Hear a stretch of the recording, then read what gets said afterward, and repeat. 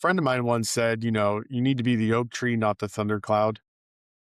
Hmm. Life, wife, kids, work, everything else around you can, have blue skies or thunderstorms or hail or whatever. And you just kind of need to be the oak tree that's centered. Right. And Hmm. Lord knows I do my best to do that. And I'm imperfect. And, sometimes I don't show up as my best, but I do my best to stay rooted in, provide a level of certainty that just calms Mm. things. Right. Mm. So, What is up, my friends? Welcome to Fatherhood Field Notes podcast, where I interview incredible fathers, gaining wisdom from their stories for you and I to grow in our own craft of fatherhood.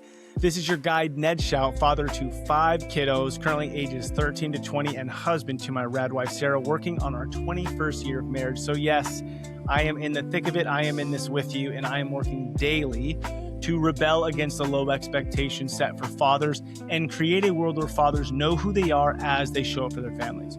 You and I have the greatest opportunity to impact our world through the way we embrace our fatherhood role. The role of the father is to serve, guide, steward, protect, and of course, find joy and have fun in the messiness of it all. Today's guest is my friend, Eric Collins. He is a husband, a father, a community servant, strategic business owner, and overall a highly intentional man, really working to serve and care for all that has been placed in his care. I greatly enjoyed this conversation. As I reflect, he carries a humble confidence that I both admire and respect. Enjoy meeting my friend, Eric.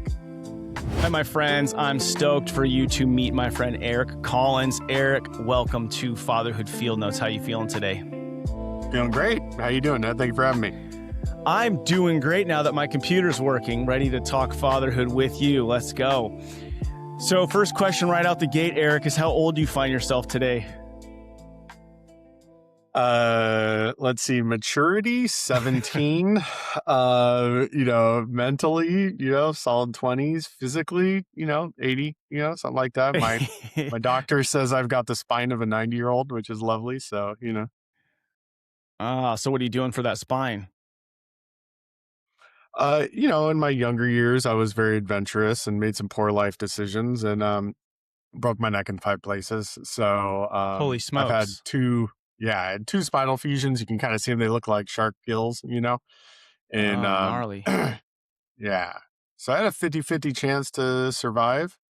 And, by the grace of God, he had, plans for me and, don't always know what those are at the time, but, Hmm. yeah. So it ended up going remarkably well. And then I found out in 2014 when one of my companies was taking off like a rocket that, I just happened to go into the surgeon and say, "Hey, you mind checking on this? Because I guess you're supposed to get checked Hmm. every once in a while." And he said, "Yeah, your spine looks like Swiss cheese.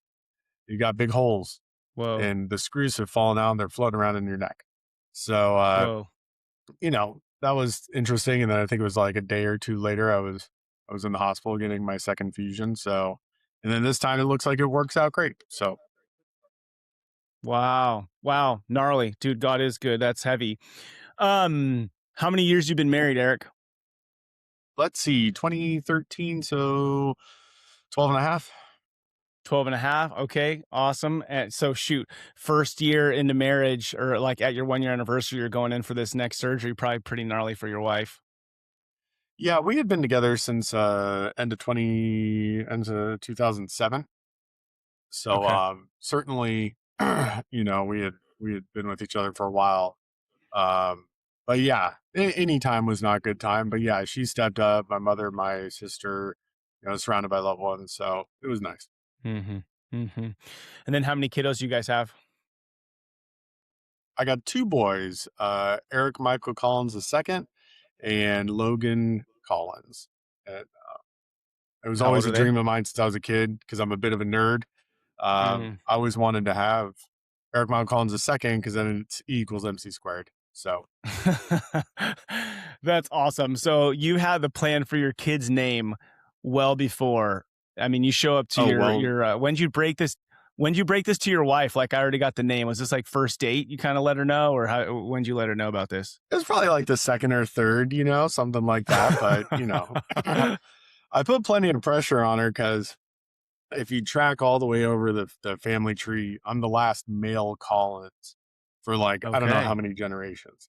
So it was like every family get together, every time I saw my dad, everything like, hey, are you having any boys? What's going on? Like, are you, you know? And so I told her, you know, put some pressure on her, and she's like, I don't think that I'm the one that determines that. So, you know, but it all worked out. But you got your MC squared, and you got your boy, and you continue on this family legacy. That's awesome. All right, where do you guys live? Where do you guys do life? We live in Orange County, California. I was born here, bounced around, growing up, lived overseas for a bit, and she's lived here her whole life. And Okay. so we've been in Irvine for the past, I think, like 12, 13 years. And it's nice, it's boring, and you know, good little community that we have, especially tied to the school that my kids go to. So Yeah, awesome. And that's really, I mean, we've been doing some work together, and I'll bring this up in a moment, but you and the stuff you do with your kids' school really was like what triggered me to want to just talk more fatherhood with you. But before we get into some of those things, last time we were on a call, we were talking about some financial things, as that is something that you help support me in, and you were on a boat. You were on a boat, what Dana Point? Where were you at? Like the harbor somewhere. downtown San Diego, Okay, that's right. up That's there. right. Yeah. Yep, yep. You were downtown San Diego. Okay, so I was like, is this a background? But then it was clearly not a background. So I love and hate the question, what do you do for a living? Because most of us men use it as like the primary identity piece for ourselves to like size each other up and who am I, which I don't know that it Mhm. necessarily defines us, but we do get to provide value out in the world by, by doing work. It's part of our calling. So with that being said, what is it that you do for a living to provide value out in the world? So I am a business owner, to simply put it. I've owned a variety of different businesses throughout the years.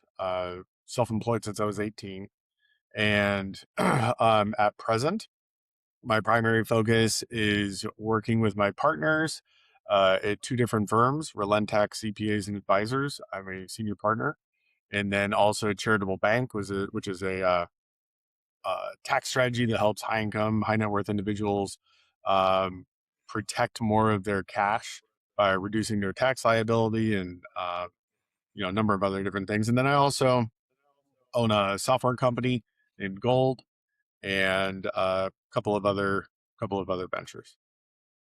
Love it. If people wanted to learn more about what you do as a tax strategist, where would they go to learn more about this? Charitablebank.com would be the Okay. best spot, or relentax.com. Um, Yes. yeah, Love it. not So I had gotten connected just as like just to throw it out there, I my business has been growing. Obviously, that means our income has been growing over the last decade. I've been through three CPAs. I was connected with Jeff, one of your business partners, through a Rise Up Kings mastermind call that I was on. I'm like, okay, this guy sounds legit. And so I got linked up with him 4 or 5 years ago, and it game changed like my understanding. The difference I don't think people realize, and we don't got to get into this, it's not a business podcast, but what people don't realize is the difference between a CPA and somebody who kind of just like knows how to fill in the boxes, and then somebody who's actually a tax strategist to help you understand how to, you know, uh, legally maximize your income and have more to, for me, impact the kingdom in a greater way. So, anyways, love what you guys do. Grateful for it. Now, right out the gate, one of the things that had led me to want to talk to you is you shared something unique you were doing, I believe, with like kids fundraiser or something like this at your school. yeah, Do you recall that conversation? I do. Yeah. So tell me a little bit about that, because I just loved your involvement at the school. And I'd love for people to hear that. One, because I want dads to be more involved, and then like, be creative. So what are the things that you do at the kids' school? Yeah, so one of my sons attends Woodbury Elementary School in Irvine, California, and when I'll give you a little backstory if that's okay. Yeah, please. Um, so I had a core group of friends in a couple different groups, right? And as I grew older, you know, I decided to kind of raise my standards and, you know, change how I showed up in the world. Hmm. A couple of those ways was not drinking. Other ways was, you know, not being in situations where I may be called to defend a friend, get a fight or something. Mm. I didn't want to be in environments that weren't serving my outcomes. And then Hmm. there's some other friends that weren't quite as honest as I would have liked. So that created problems in personal or business. And then other friends moved away. So I found that my like core pool of friends was diminishing. Hmm. And so then I wanted to, make some new friends, meet some new people. And my wife said, "Hey, there's this group at the elementary school called Dad's Club." And I was like, "Oh yeah, what's that?" And I'm like, of course, my first response was like, "I don't have time for that, whatever." And they were like, "Why don't you just go and see how you can help out? Like, they always need volunteers for events. They raise money for the school. Like, maybe you would have fun." So I'm like, "Oh, meet some people." I was like, "Okay." So I show up and just kind of being quiet, hanging out, and one thing led to another. I'm like, "Oh, this is pretty cool. This is kind of neat, right?" Because all the guys are horsing around with each other and you know joking, whatever. And then when it came time to actually do things, they were getting real results for the school. So the events that are put on by the school through the PTA are actually done by the Dads Club, almost all of them. And so the Dads That's Club rad. started. Yeah, the Dads Club started as an offshoot just because they needed people to lift stuff. And they were like, well, Mm. let's get a bunch of dads together and do the heavy lifting or painting or stuff that other people don't want to do. And then that's just kind of how it grew. And I think it started like 20 years ago. And so when I was doing it, I started to just plug in here and there and showing up and volunteering however I could. And then I got asked to co-chair a Halloween maze. So the Mm. Halloween maze every year has about 1,000 to 1,600 people that show up, and the line is Wow. down the street, past the school, down the street. And it was really exciting. So I got to put some creative feedback in there. And then, you know, a lot of times people don't raise their hand, especially if they're kind of new volunteers, they don't want Hmm. to step up. So I was like, well, how bad could it be? I've failed at plenty of other things in my life. So I volunteered to be the chairman of the maze the next year. And then every year after that, I kept doing it, and nobody else seems to want to do it, or they just keep asking me to do it. So I think I've done it like 4 or 5 years in a row. Wow. Yeah, every year we break our, cash flow and, net profit goals for the event. And it's been a lot of fun because kids go through it. It's a great community building activity. Uh, kids go through it. They get to have fun. The sixth graders get to volunteer in the maze. So every year I go through and, you know, uh, pick an overall theme. And then we have like 16 different rooms inside of it where the maze Wow. goes through this whole courtyard. So every different room is a different theme. So we've had like, gold mining Wild West. We've had aliens. We've had, all kinds of stuff. Apocalypse was the last one. And it's great to see, you know, how to be a better leader because these people are Hmm. volunteers. Right. um, Yeah. and so it's Yeah. it's You been don't. fantastic. Yeah, that's incredible. So, is this school a Christian school, private school, charter school? What's the history, the background of the Pu- school? Public school, the previous principal and current principal have been very gracious in allowing us to do this because they see how much it helps the community, gets parents Uh, involved.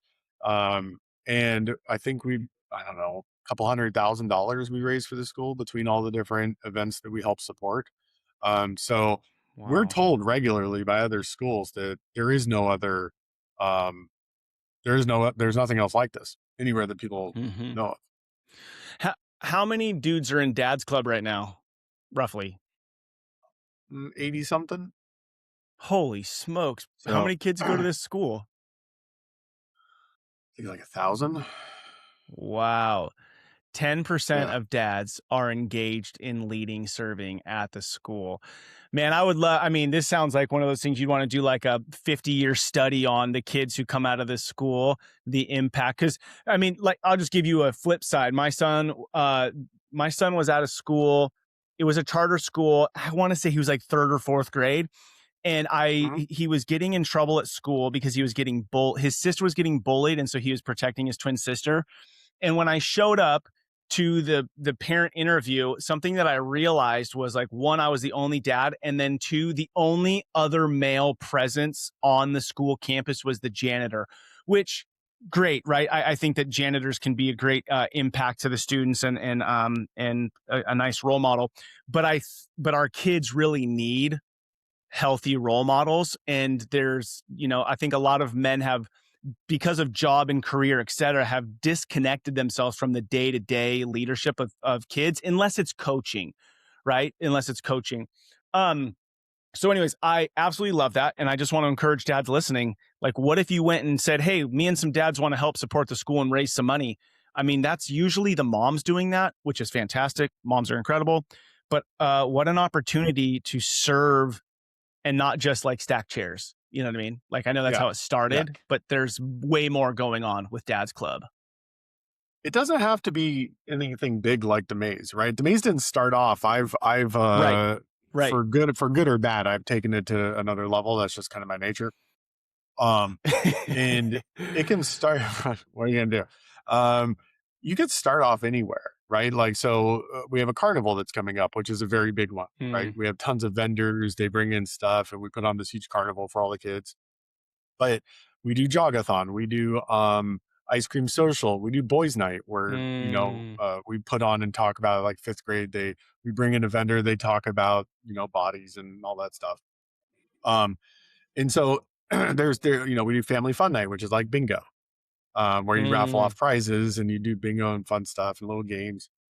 So there's tons of different ways that you can put on events. Some of them are big, some of them are Yeah. small. Like, one of them is just like a coffee welcome. So we just have coffee and then, welcome parents when they come, and we do an open house at the school like the first day or week, have the parents come over, and then we intentionally, funnel's not the right word, but I guess it is, get them into where they're registering for the PTA. We have the highest PTA enrollment in I don't know. It's got to be Irvine, if not the state of California. So it's we've put some great systems in place to where, you meet the parents, right? Step one. Yeah. Yeah. Step two, then see if you can get them to attend anything. Then get them to be at the PTA member. Then get them to maybe volunteer for 1 hour. Just show up for 1 hour. That's all we want. Don't Mm. do anything else. Show up for 1 hour. See how you feel, right? And then. So But then do you find that because it sounds like if you've been doing this 5 years and just even it sounds like this is a group of people that you enjoy doing life with, and it becomes not just an hour of volunteering, but like you've made great friends through being a part of this the last several years. no, I've made some fantastic friends. There's some guys that I really respect, and it's been wonderful to, have that camaraderie and be of service and help people that they really can't do anything back for you, right? Yeah, In essence of the school. So that's been wonderful, and it's not been without its trials. for sure. There are people that have personality conflicts. There are people that on, say, the PTA, the board, that, make me want to dig holes and throw them in it, but it's like, what are you going to do? You have to work through that Right. kind of That's stuff, life. and remember that it's about the kids, not your ego, and try and find a Mhm. common ground. So Yeah, Eric, I think this is huge. I think, and we can move on to some other things, but I think that so many of us men are looking for like, what's my career? What's my identity? If I'm a churchgoer, how do I do something for the kingdom and impact and put it's like I'm wearing a Jesus hat right now. It's like we want to put labels on things a lot. And I think, dude, if you just first love and serve your family and then do something like this, where you're loving and serving your community through your kids' school and having fathers engaged, man, I just think there's a huge opportunity for this, for men to lead something like this. So kudos, dude. I love what you're doing. Um, thanks. love what you're doing over there. Um, okay, in your opinion, what is the role of the father? Boy, that's a tough one. Friend of mine once said, you need to be the oak tree, not the thundercloud. Mm, Life, uh, you know, wife, kids, work, everything else around you can, have blue skies or thunderstorms or hail or whatever, and you just kind of need to be the oak tree that's centered, right? And hmm Lord knows I do my best to do that, and I'm imperfect, and Sometimes I don't show up as my best, but I do my best to stay rooted in, you know, provide a level of certainty that just calms Mm, things, right? mm, So that's number one on, Maslow's hierarchy of needs. You have to have certainty. If you don't, then the wife gets unhappy, the kids get unhappy. A lot of, I think, behavioral issues with kids comes from a lack of certainty. Um, they may not like some things that you do, discipline, chores, whatever the case may be, mhm, but there's a comfort to them having predictability. When they don't have predictability, because I was mm, abused, when you don't have predictability, then you're just living in a constant state of uncertainty and anxiety. And mm, that's not a good way to live. So like every morning when I wake up, hug both of my kids, let's have a great day. They come downstairs, before they leave. I've made breakfast every day for 9 years, I think, almost, unless we ate let's go. out. Yeah. Yeah. um, and I just told them, I said, look, your first meal of the day is going to set the tone and you're going to make healthy Mm, decisions starting with this meal. And your brain, I call it brain food. Your brain food is going to be what encourages you to have hormonally balanced, you know, blood glucose and everything throughout the morning. You're going to feel better by starting with that instead of sugar pops or whatever the heck, is people are buying. Um, giving them a hug and kiss before they say goodbye. Just baking in, whether they like it or not, they're going to bed within a 15-minute window. My wife doesn't like as much structure sometimes as I put into things, but I'm like, look, they're going to bed at this time, they're waking up at this time, they're doing, this, and I didn't have as much of that in my life, either from the abusive mm, stepfather or from when my mother was single. Um, and so then just knowing the pretty much what to expect from me, even when it comes to me getting upset. Normally I don't fly off the handle. mm, I used to in the past a little too much, but then it's like I'm really big on outcomes and I'm really big on sensory acuity and okay, is what I'm doing effective? And mhm, my son and I had a talk about strategies that didn't work, like spanking, right? And so we had to mhm. talk about that. And he's like, oh, I went to SeaWorld and you spanked me and da da da. And I'm like, you don't remember all the rest of that? Where you pitched a fit and like wouldn't get off the ground. And then I picked you up and you broke my back. Literally, I drove home almost in tears. My back was destroyed. Um, and so, and then he's like, oh, okay, yeah. All right. That makes sense. I said, so there's positive things where they will, yeah, I mean that's probably by far number one is just certainty and love, that the kids need to have in their life. Hmm.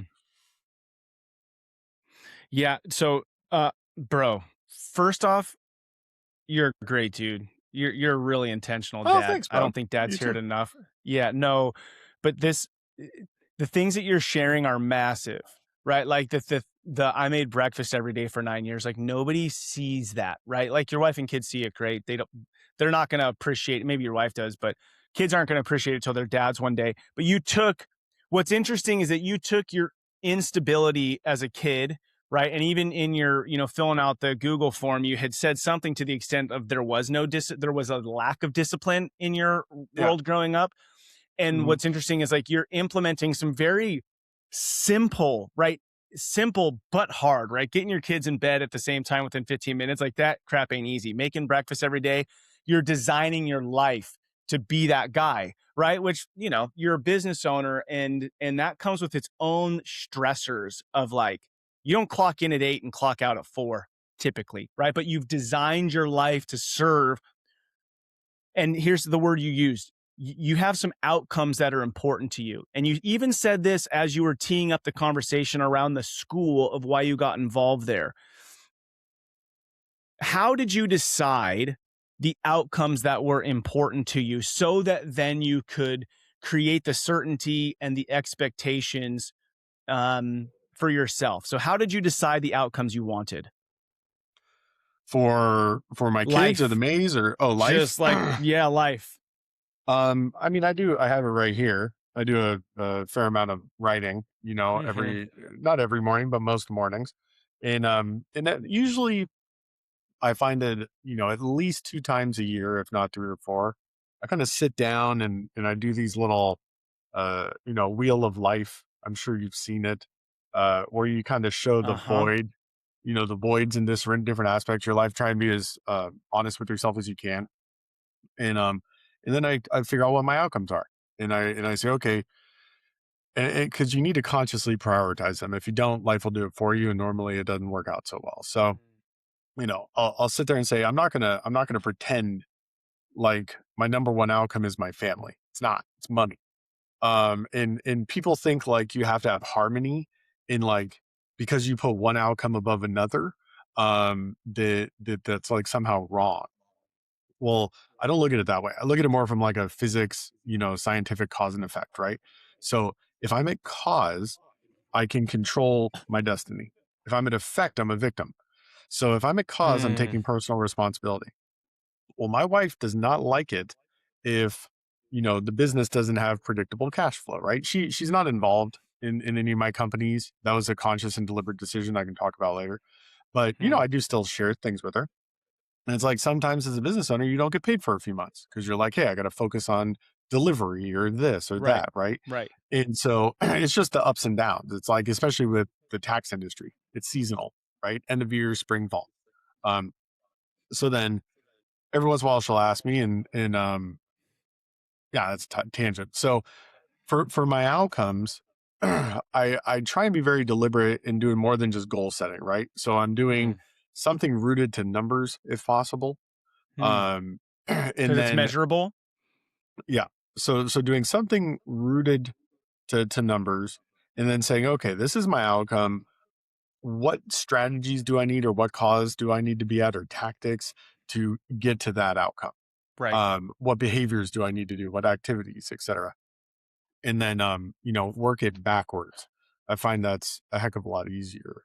How Um, how often are you looking at that? So I know you said you kind of write every day, but how often are you looking at this wheel? And maybe it's kind of like pillars, right? Faith, family, fitness, finance, freedom, fun, whatever, mhm, right? It's these kind of mhm. components to it. How often are you sitting down and reviewing that?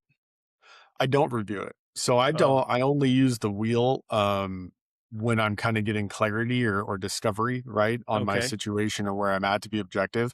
And once I'm kind of objective, then I go, okay, let me compare the voids to the Mm, outcomes that I want to do. Once I have the outcomes that are prioritized, then I'm in action mode. Um, I don't really review my outcomes all the time because normally I'll keep it to where, the top 3 to 5 are top of mind. The rest of them, hmm. it's like, okay, those will happen if they happen, and that would be lovely, but I need to go and make sure I achieve these things.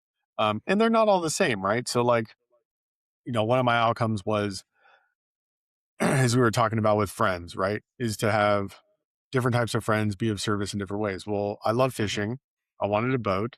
And that's a great way for me to connect with people a lot more. Like when you're trapped at sea, 80 miles offshore, you're gonna have some talks, you're gonna have Yeah. some fun and um so that was a nice way for me to say, okay, I want this, but I can't have that unless I have these money goals, right? Yeah. I know that my Yeah. wife likes gifts. I know that my wife likes trips.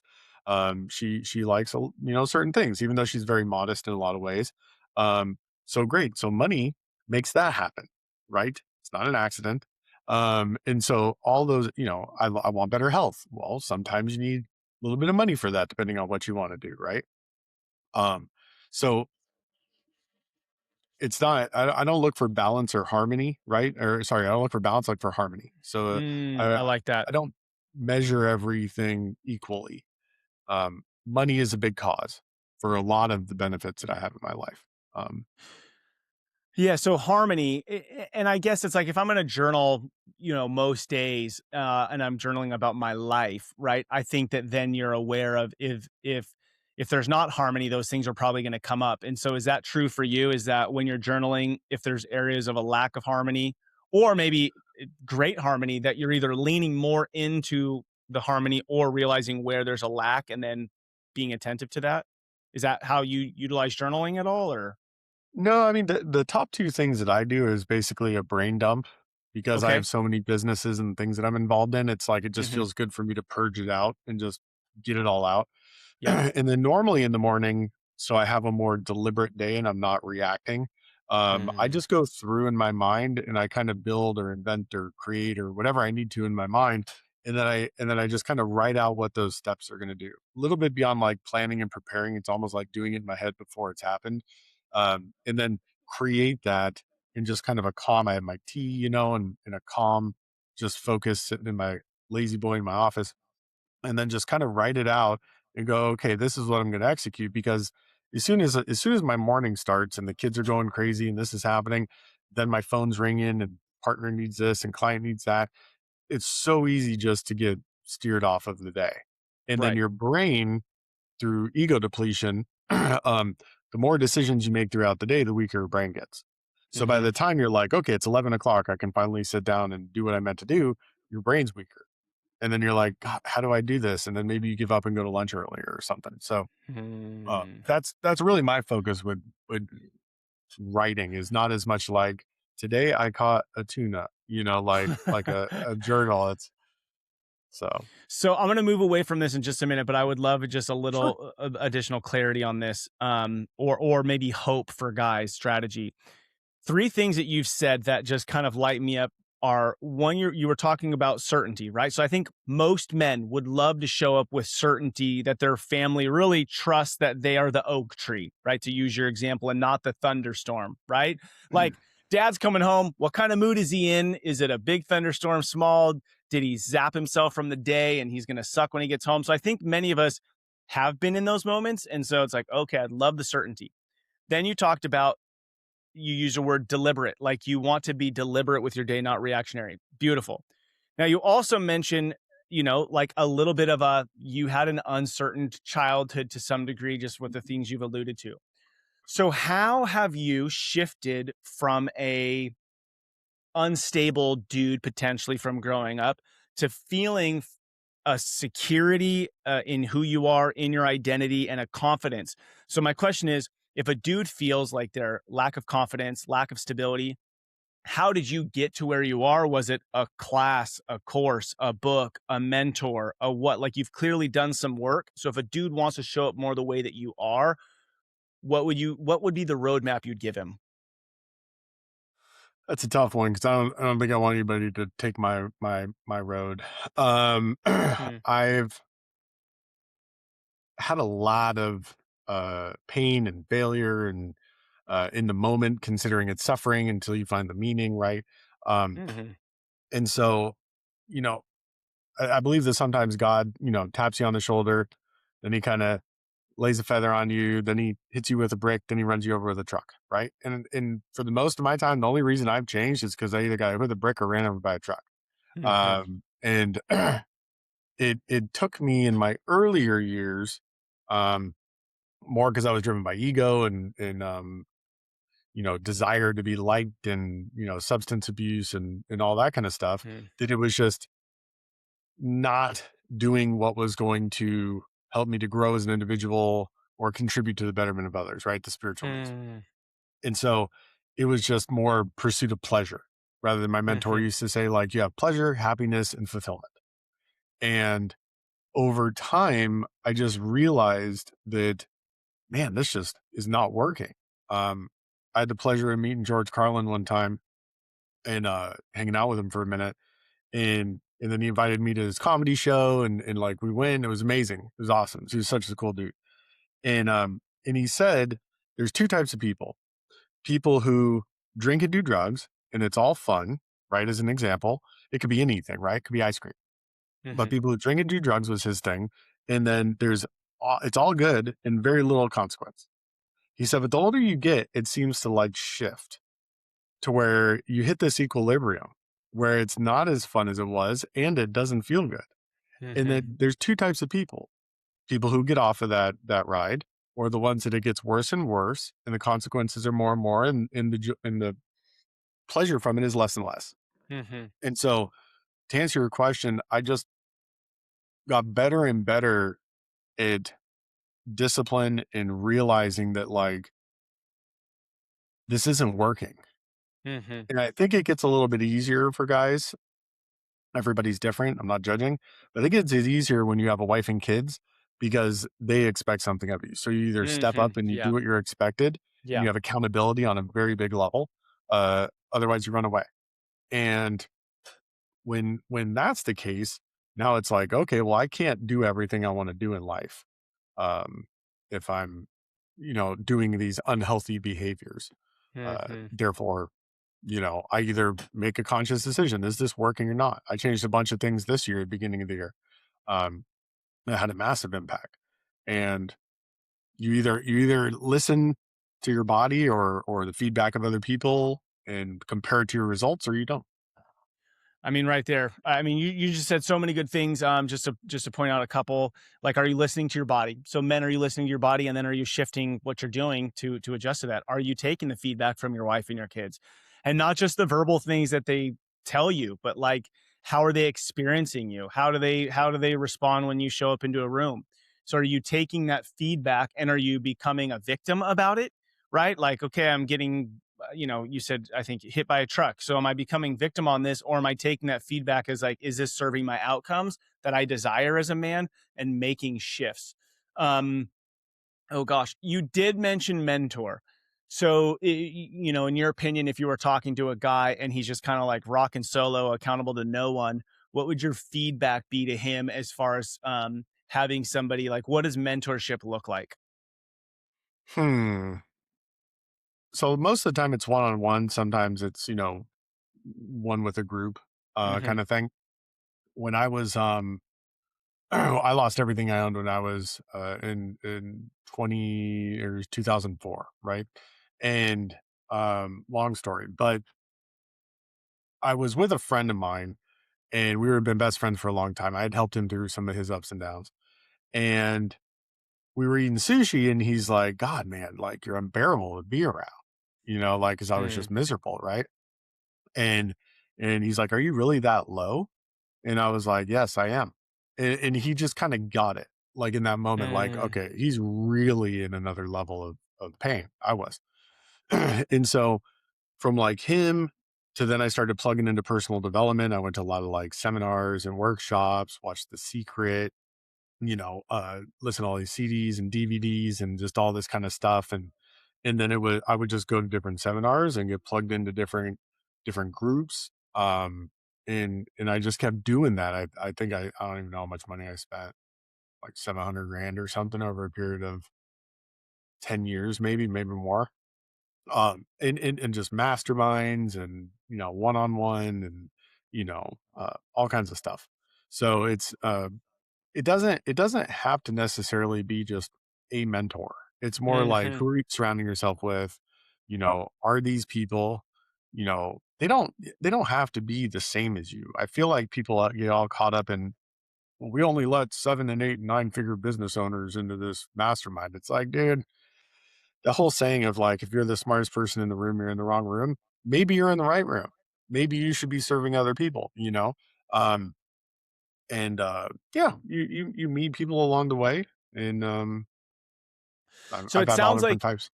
yeah, I mean, what I'm hearing is it's like there isn't really a secret sauce to it. It's just like, are you a growth-minded person, right? So are you Yes. willing to swallow your pride, your ego, and go and learn from other people? And it seems like that's what you've done. And it actually reminds me, so funny, dude, is it's probably a year and a half ago, I was on a call with you, and I'm like, dude, this guy's talking about finances in a way that I've never heard before. And so I asked you, hey, if what's a book, a podcast, or a course that you're like you would take? And you said to me something to the extent of, all right, my friends, you've been hearing me talk about the Genesis program through Rise of Kings, and I am incredibly excited to invite you to it as well as be a part of it. Rise of Kings has helped thousands of men over the last 5 years discover the reality of their identity. And now they have launched the Genesis program, which is for young men ages 13 to 17. And here's the idea. You as a father would take your son to this 2-day event to start to initiate a conversation and an awareness around what it means to be a man. But the conversation would really be between you and your son. And then after the 2-day event, once we expose your sons to the 4 pillars, to what it means to be a man, then we work with you and your son. I'm actually the coach for the mastermind program. You got Mondo Davis, who does the 2-day event. Incredible man, 11 children. He's currently working with his 16-year-old son. I'm working with my 16-year-old son. So you guys, this is fresh. This is real. This matters. So we want to invite you to the 2-day event with you and your son. And then after that, I'll be the coach for the 6-month mastermind, where I'm working with you every 2 weeks. And then I'm working with your sons every 2 weeks, with the idea that we're helping you to really step into what does it look like to help transition your son from a boy into a man. This is something you won't want to miss. It is worth the time, the resources to really help your son see who he is young and early, so that he can love, lead, serve a family and the kingdom moving forward at a young age. Please go to riseupkings.com/FFN to register you and your son. Would love to see you in the program. The Keith Cunningham certificate that I have on my wall is the most important whatever course that I've done. And so grabbing it. Let's go. Keys to the vault. So check it. It's like, and here's the thing, guys. So from that point, I went, and it was like $7,000 to buy 2 of his courses. And then here's a little different thought for you guys. I went through the course, and as I was halfway through it, I have this like big, like I kind of have this overwhelming feeling, Eric, in my gut when my son turned. I have 1 son and 4 daughters. When he turned 16, I'm like, holy smokes, like I'm responsible for this kid's success Yeah. in a lot of ways. Yeah, I mean, obviously, like he could figure it out if I was a dirtbag, but I could put him on a path that you and I may not have had. So anyways, I started the course over, and I made him sit through all like 100 hours with me over the course of a year. We counted it as part of his homeschool. The thing is even if he gets 20%, 25% of it, you know what I mean? It's like all worth it. So, my point is, you gave something to me because I saw something in you. And that's exactly what you're talking about. It's like just being open to that path of learning and growing, and that it doesn't stop when you like graduate high school or college or something like this. You bring up an interesting point, right? um, I had a complex in my 20s or whatever where, you want to save people, right? So you Mm-hmm. attract people into your life that are wounded in some way so that you can save them and get significance and get your ego stroked, Hmm. right? And then sometimes you create codependencies on people. Um, and what I've learned now is when people say things, I don't get paid, to well, actually, yeah, you do pay me, but not in this capacity, right? Right, right. Um, but my point is like I don't like mentor people for money, Mm. Um, but when somebody says, "Hey, I have this problem," or they're sharing something, or they ask a question, and then they go and do one thing, um, then you're like, "Oh, you got benefit, great." Then when they ask you for another thing, you're happy to give it.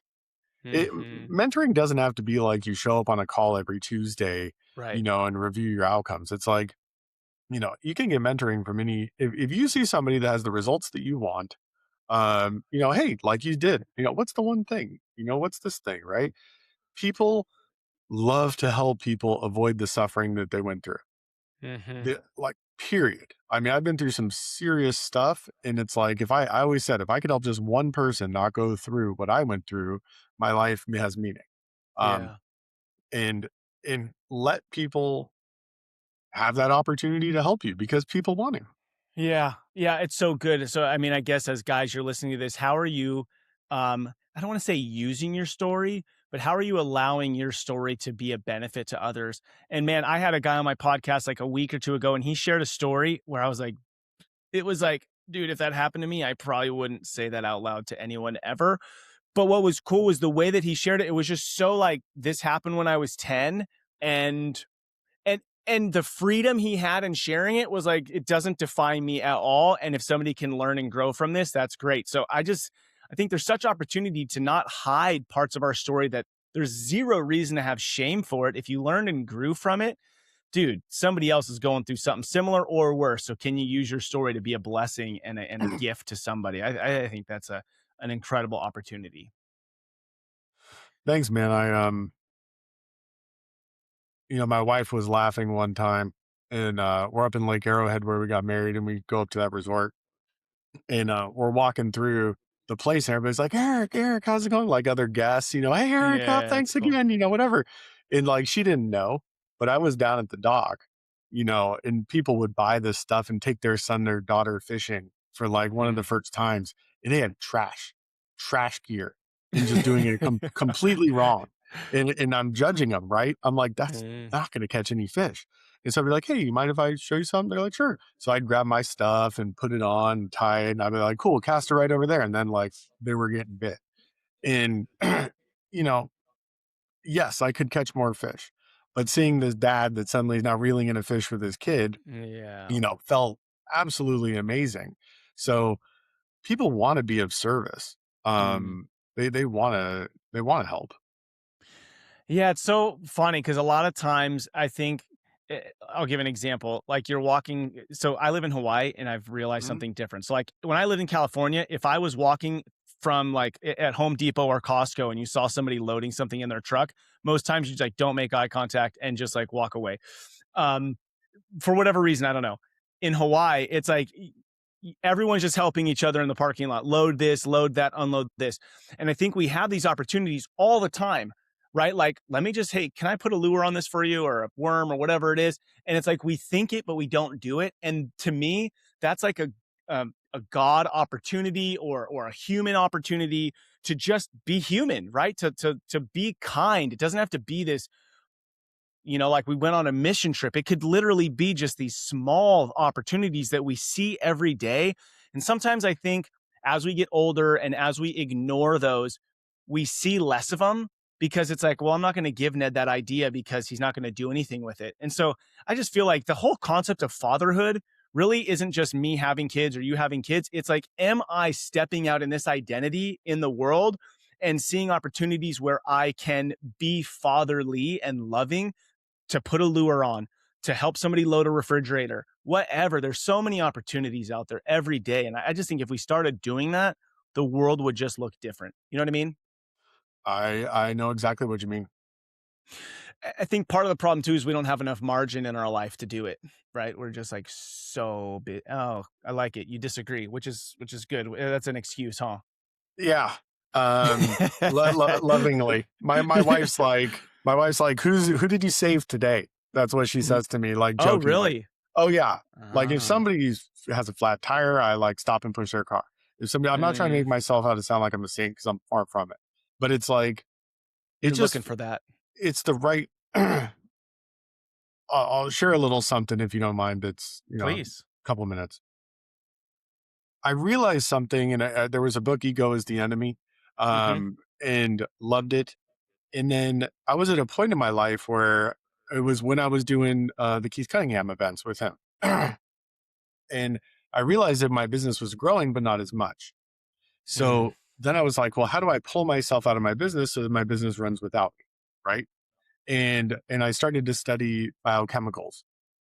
Don't know how much you guys have studied this, but if you could study like one thing, yeah, I would highly recommend this.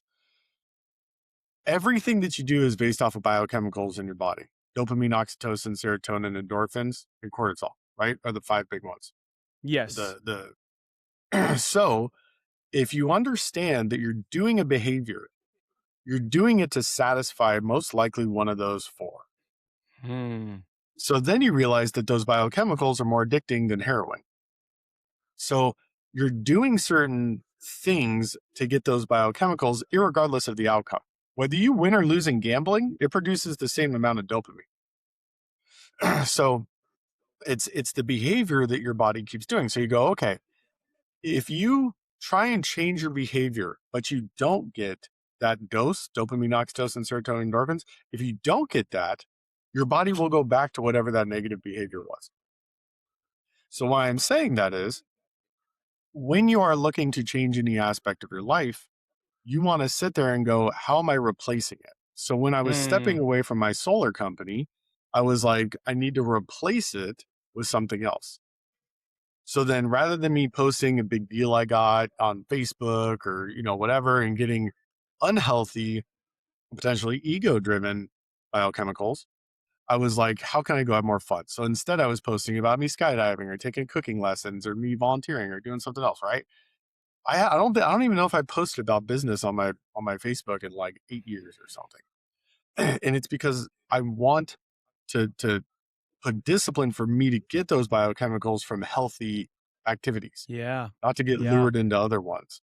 Um, so that has been a huge bedrock for me as it relates to like behavioral change is just knowing like if I don't get that serotonin from significance, if I don't get it in Hmm. a healthy way, I'm going to get it in an unhealthy way. So yeah, your body is going to pursue those things, but you get to decide how you're going to pursue those things, right? It's kind of like, or it's just going to happen to you, right? Um, which goes back to you commenting on stopping drinking. What's funny is I drank like twice in high school, and then I didn't drink until I was like 34, 35 or something like that. Mm-hmm. I don't know. It's been like the last 10 years that I drink, and I could kind of take it or leave it, but it's like once you start drinking, there's always a social reason to drink, right? There's always like, because I'll be Oh like, yeah. oh, I'm gonna do a 90 days fitness. It's like, well, then I'm gonna be in Hawaii next week for this event, or then my friend's coming from out of town in 3 weeks. Like there's all these little reasons why you want a Modelo in your hand or whatever it is you like. For you and guys who kind of do that is like this. How what's the shift you saw in yourself when, for example, because drinking is a big one, you chose to just stop pursuing that altogether? Drinking was a very unhealthy habit that let me have a lot of fun in my Mm, life in my younger years. But then I remember I used to do yard work, right? And mhm. so I go out there and do yard work and organize and clean things, and my wife would like hand me a beer every hour. So I'm part Irish. I think I have a weird gene where alcohol doesn't metabolize the same way. I can drink way more than most people in the past. So I would just like have a sculpin, have a beer every hour more or less. She just handed it to me, over a sandwich every few hours. And then whether it was 1 or 10, I would wake up the next day feeling inflamed. And so then as I Mm, started to learn about the body, that almost all root causes of diseases, except for a few, is inflammation, right? So if inflammation causes the majority of heart disease, stroke, cancer, whatever, I was like, yep. okay, how do I reduce inflammation? And so when I cut out alcohol, I said I can't do anymore because of my neck. I have so many broken Uh, bones and injuries and everything all throughout my body, my whole body, that I just got to the point where I was like, it hurts too much. mhm, And then I get a little short with the wife, or I get a little short with the kids, and then I was a little cloudy during a meeting, or whatever the case may be. It mhm, just affected me more the older I got. And then I said, okay, this is not serving me in my outcomes anymore. So it's got to go. And then mhm. it was like overnight, Yeah. cold turkey, just done. Hmm. Love it. Yeah, it's helpful. It is funny. There is something about after like mowing the lawn that it's nice to have like a cold beer. Uh, I've been drinking the Athletics, the non-alcoholic beers. But Oh, I yeah. think that those probably because of they probably cause a similar inflammation anyways. So I don't know that it's necessarily shifting the carbs that you're bringing in your body, the unhealthy I carbs, don't but know. who knows? Okay, so check it. You had a story about taking your son fishing, and I just thought this was such a remarkable story for dads to hear. And so I'd love for you to share it. So I hate to keep repeating myself, but everything in my brain comes down to my outcomes because I'm very deliberate and I really like think about how I want something to be. And Mm-hmm. I love, I've been wanting to buy a boat for the past 8 years. And I got to the point where I was taking the kids like freshwater fishing and they were having a good time, right? But then I really wanted to just get them involved in saltwater fishing. Saltwater fishing is entirely different. The fish are always bigger. You're pulling in sea monsters sometimes, and it is just like a blast, right? You're out in the ocean. It just hits different. And so we've been going to Cabo once or twice a year for quite a while. And then as the kids started getting older, I told Vanessa, I was like, "Hey, what do you think if I take a little Eric?" And she's like, "Yeah, if you think he's up to it." And I was like, "I don't know." I And was like, "I don't know how it's how going to old work was out." he? I think he was like 7, Okay, perfect. 7 years Yeah. old. And so I was like, well, what's worst going to happen? I just wanted to have a good time. I don't care if we catch big fish, little fish. I don't care. That was my outcome. I just wanted to have fun. Mm. And so we go out there and I meet up with Ricardo, Captain Ricardo, and we start taking out of the marina. And so we're about, I don't know, 10, 15 minutes in to get to the spot. And he starts saying, like, I miss my mommy. Right. I'm like, ah, shoot, here we go. And Mm-hmm. he's not missing his mommy. He's scared or like whatever's Mm. going on because he wants that certainty that his mother brings. So then, he's like, I miss my mom, I miss my mom, blah, blah, blah. I was like, okay. I was like, no problem, buddy. I was like, why don't we turn the boat around? And I look at Captain Ricardo and I go, hey man, let's turn the boat around. He's like, what do you mean? I was like, he's not feeling it. I said we should probably start heading back. And so I did the, he knew we turned the boat around. So that was at least enough in his mind to check off that we're going back. So then I said, hey, we're just going to throw a little fish off the back, see if we catch something while we go home. Is that okay? He's like, yeah, sure. So we just slow trolled, a live bait. And I swear to you, the second that bait hit the water, like 6 feet from the boat, a 52-pound wahoo just destroyed it, kicked water everywhere on us. And and before I did that, I said to Captain Ricardo, I said something like, let's say a prayer to the fishing gods, something like joking. And so he starts laughing and then he tosses it in and it was just boom. And I truly felt that God is a Mm-hmm. little nicer when, you're kind to your kids, like if you're Mm. doing something that like, okay, I love fishing. I love it. It's not even like a normal thing for me. Um, it's an addiction that is healthy and feeds people. Um, but at the same time, I was willing to give up the thing that I love the most and look forward to all Yeah. year on that once a year trip to Mexico, just to make my son happy. Um, and I think that you get rewarded for fathers being kind to sons. Um, Mm. and so he was there, and then we started going, and we caught two more fish almost instantly. As soon as we put it back in the water, just boom, boom. So now instead we had a photo, of us with some fish at the dock, and he was super happy and had a great time. Then the next time we went out, caught a bunch of big fish again, and I didn't know this, but he had, I don't know if his mom did it for him or something, printed out a picture of me and him with all the fish hanging Mm. across a bar. And he carried it around with him and he was showing it to everybody that he could show it Oh. to for like months. And I didn't know this. And then I was like, what do you mean you have a photo of us in your backpack? Oh, because he was switching backpacks because we got him a new backpack. And so then he was like, oh, yeah, I've shown everybody. And it just lit me up. It just made me feel great. Mm. So, Dude, here's the things here's what I want to highlight from this story for guys to hear. Because I think sometimes, because the disclaimer is sometimes our kids can overreact and be babies, and then we can, we don't want to give into that. But that's not what happened here. Uh, the things that I noticed is two things. First off, you set a outcome and an expectation for this, because I could see myself like, I can't wait to like go out on this boat for 5, 6, 7 hours with my son and do this. And then as soon as he doesn't want to do it, then me be like, F this sucks. Okay. Like me get triggered and upset. oh, But yeah. I think, Oh, yeah. yeah. And that would be understandable, right? You think about you're paying to be out here, you're leaving early, you're doing all these things to accommodate a 7-year-old already. And you're like trying to treat him like an older kid, which he desperately wants. But what you did is you set an outcome that was easy to win, right? Your outcome was fun. Whereas like my outcome could be this idealistic, we're going to catch a 52-pound fish. And so as soon as it doesn't happen, I get derailed, right? So I think dads, when we're planning the camp trip or the Disney trip or whatever the trip might be, to set like a winnable outcome. Like we can win this relatively easily. Because then you're happy, everybody's happy.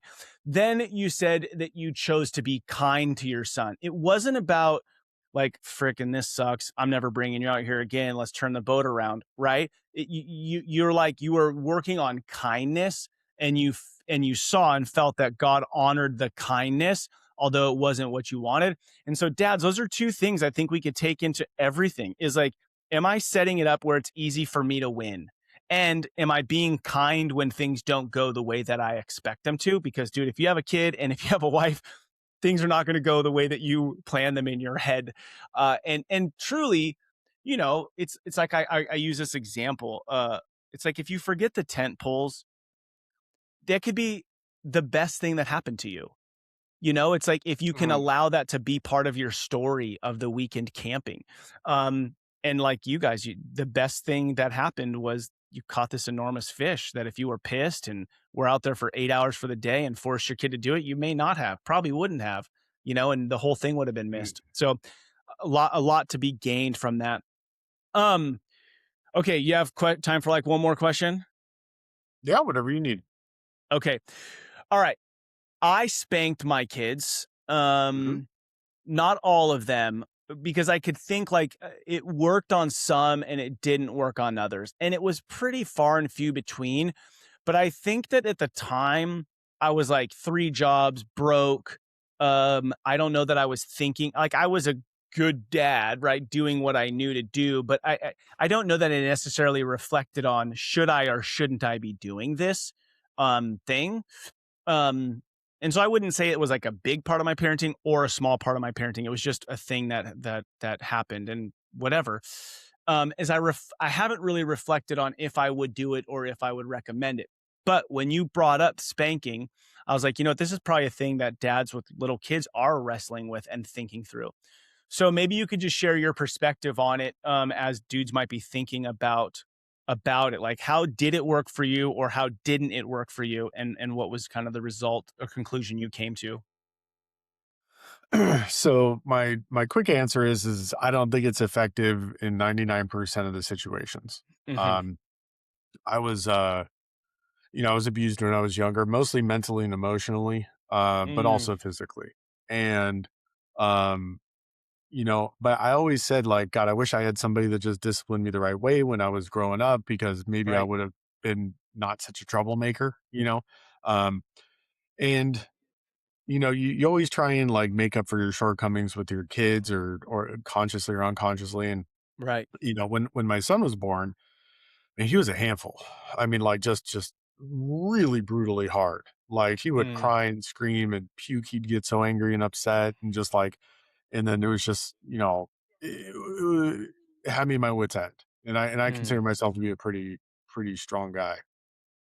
It was just, and so then I started spanking him when he was young, and um, you know, it upset my wife, but then mm, we would talk about it and be like, well, people used to spank their kids. You create all this cause and effect in everything in life that may not, it's causation versus correlation, right? mm-hmm, So, like, kids these days, aren't as disciplined and they're hitting people with their bikes and doing all this stuff. Well, maybe they need spanking, you know? mm, Um, and so I kind of thought, like, okay, well, I don't want my kids to turn out as disobedient as I was. So, therefore, I'll spank them. And it was also like a last resort thing. I just couldn't handle it anymore. mm-hmm, And then you get reinforcement. My kid's preschool is faith based Christian, and then I went through with the headmaster and I talked it over, and they were like, "Yeah, we agree. You should spank your kids." And you talk with other parents, they're like, "We spank our kids." And then you know, I just it was getting bad between my wife and I, because mm, she was really against it, and I probably took it too far a few times, because I'm just like I don't know what to do, and I was mm-hmm, just at a total loss. And then I could tell that my son was getting more and more distant from me, and he wasn't coming up to me, he wasn't loving on me, he wasn't mm, whatever. I could just feel it, right? And then, my wife, you asked me what the best resource is for a father, and mine is my wife, mm-hmm, by far. She has been phenomenal in so many ways, and she's a wonderful mirror, and hey, you know, this isn't working or this or that. And so she had said that like she's totally against it. She thought she was okay with it in the beginning, then she was totally against it. And I needed to change my results. I'm like, okay, this is mm, not working. This is not getting my child to do the behavior that I want them or not do the behavior I don't want them. It's not working. So then you have to be humble enough to say, look, I need to change my yeah, approach. And that's tough for a lot of fathers.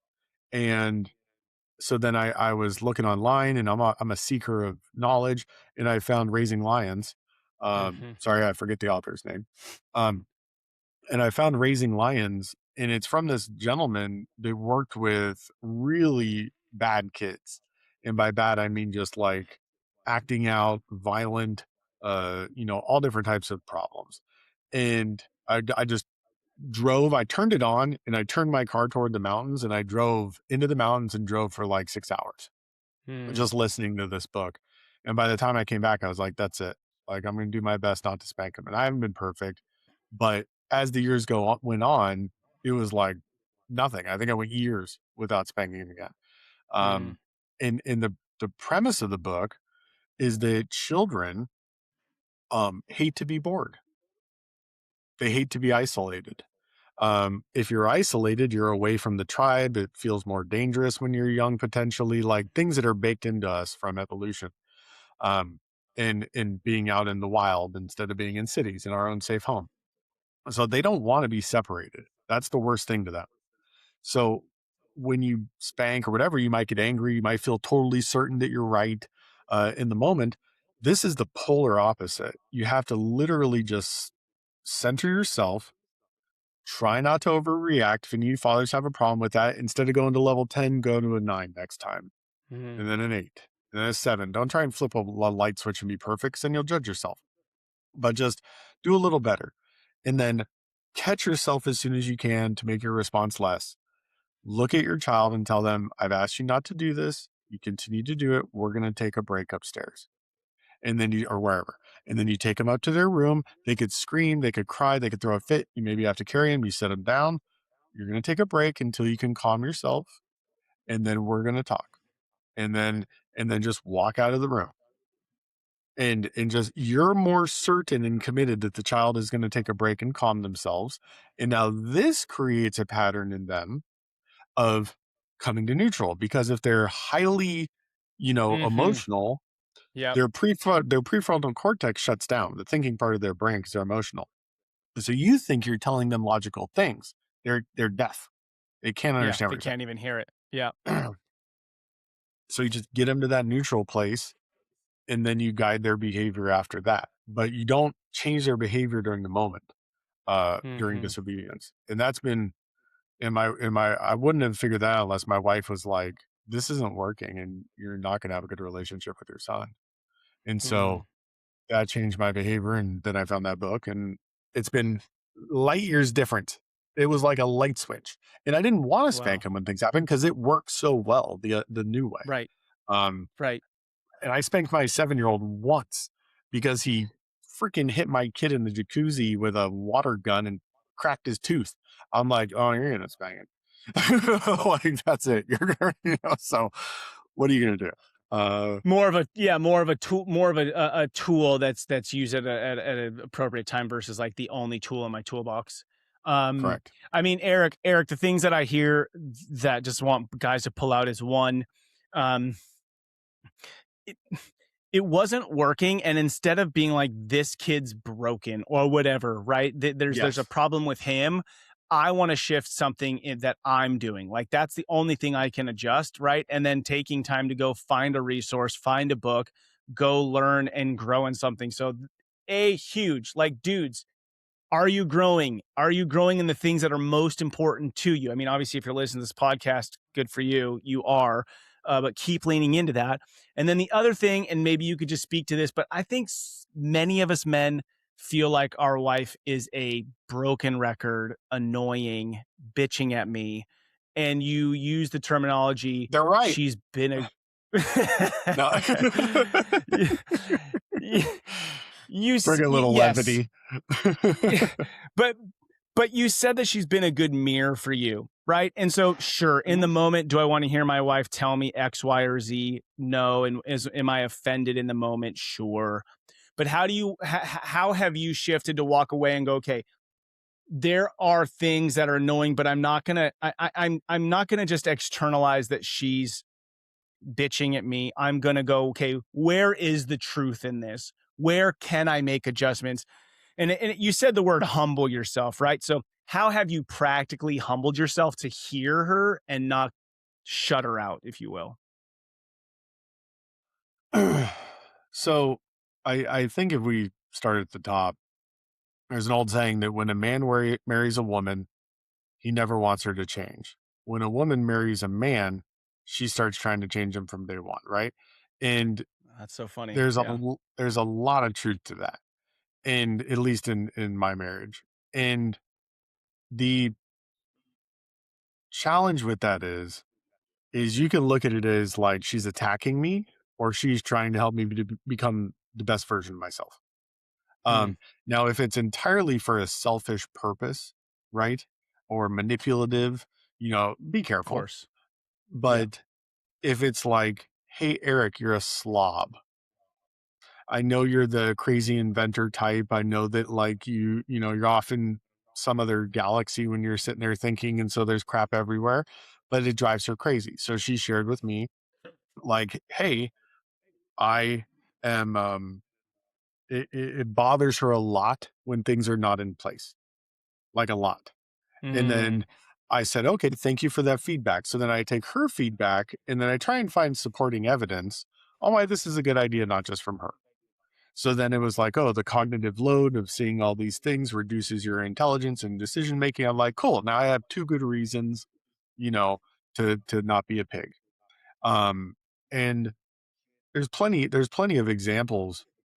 Um, I think that a lot of times the problem is one of my favorite sayings is you don't give 50-50 in a partnership, right? Which is a marriage. mhm. You give 100 and 100. And if you're asking her to change or she's asking you to change and the other party's not being open at least to like, hey, this affects me in a negative way. I'm not crazy about this. Would you be open to trying this different approach, right? Um, if both parties aren't willing to like try and become better versions of themselves, it's very difficult because then one just feels like they're Yeah. being attacked. Yeah. So it sounds like it's more having expectations that you guys are talking about this, right? It's clear that you have conversations about these types of things. And so it's like open communication versus just a bunch of unsaid expectations, which leads to frustration with each other, I would say. Yeah, and I mean it's 100% timing too. Don't do it. Like don't do it if somebody's not in a positive mental state, Right. right? Like, Right. if suddenly she's cooking something and you're like, God, why can't you just cook more like your mother or my mother? It's like, whoa, okay, this is good. Maybe you give a Timing. recipe that your mother used to make that you love, like it really does come That down to also sounds approach. ballsy. I would. I don't think I ever have though, actually. Because I cook my mother's recipes, but no, Uh, but man, Eric, so much great stuff, dude. I really like getting to know you at this level has been really great. I've learned a lot about you. I've learned some things that I'd like to implement myself as a father. Thank you for taking the time to share with me and with my listeners. Um, dude, any last thoughts before we wrap this up? don't be so hard on yourself. You know, Mm, um, it's amazing what you can achieve in years. But if mm, you try and do it all, in one day, just do your best, you know, and tomorrow try and do a little bit better. And I've just mhm, learned from my biological father, having to let go of some stuff that a friend shared with me, that happened is that, he asked me, he said, did he do his best? Because my biological father wasn't there when I was growing up. mm, There was some stuff around all that. And he said, did he do his best? And I said, no, he didn't. And he said, are you sure? So then dude was amazing, mindset guy. And he was just like, do you think if he had better resources that he would have done better? I was like, yes. I said, so he did the best he could with the resources and whatever he had and his yeah, growing up and whatever. And I was like, yeah, okay. Like I'll let some energy away from that. And I think if you're doing your best, it removes the judgment from everybody else as well as from yourself. Some days are better than others, right? I don't get done everything that's on my never ending list, but it's yeah, like, okay, how can I do a little better? And if my best isn't good enough, who can I learn from? What can I do Hmm. to get better, right? And then if you just stick to that over a period of time, like, man, I got a pretty wonderful life right now, and it's just because Hmm. I keep trying to just do a little better. So No, dude, I love it. Super encouraging. Well, my friend, dude, blessings to you, your marriage, your relationship with your kids, your businesses, the impact that you have, dude. Keep being yourself, looking for opportunities just to be kind out in the world. So I thank you for this time. Thank you for your flexibility on it. And I look forward to continuing to get to know you over the years. yeah, thank you, brother. Appreciate it. All right. Thanks. All Until right, next time. great. What an incredible conversation. There were so many nuggets that I wrote down on a little piece of paper as I was going through this. And it's the little things. It's having breakfast 9 years in a row, or, it's putting the kids to bed. I mean, just those two things alone are areas that you and I, for the most part, have some sort of control or influence or opportunity. I really appreciate the way that he shows up with intentionality, being deliberate with his day. I mean, a couple of the words that really stuck out were being deliberate, creating certainty. I mean, if we're looking for these big aha rocks, I mean, these are little things that take a great amount of work and introspective time to cultivate this type of man who has really what it comes down to is a bit of ability to not allow your inner world to have a negative impact on your outer world. And what that means is, like, are you and I, like, as we're here right now, are we doing the work on who we are so that we can show up the way that we want for those that have been placed in our care? So kudos to Eric. He's doing the work. I love it. Thank you to all you dads out there listening to Fatherhood Field Notes podcast. What you do matters. Don't be like everybody else. Be yourself. That's who your kids, spouse, and community needs. This is your guide, Ned Shout. Together, let's rebel against the view that fatherhood has little impact, and let's create lives mastering the craft of fatherhood. I look forward to hanging out with you next time. If you haven't written a review, please do so on whatever podcast platform you are on, and share this with a friend. Thank you. Much love. Talk to you next week.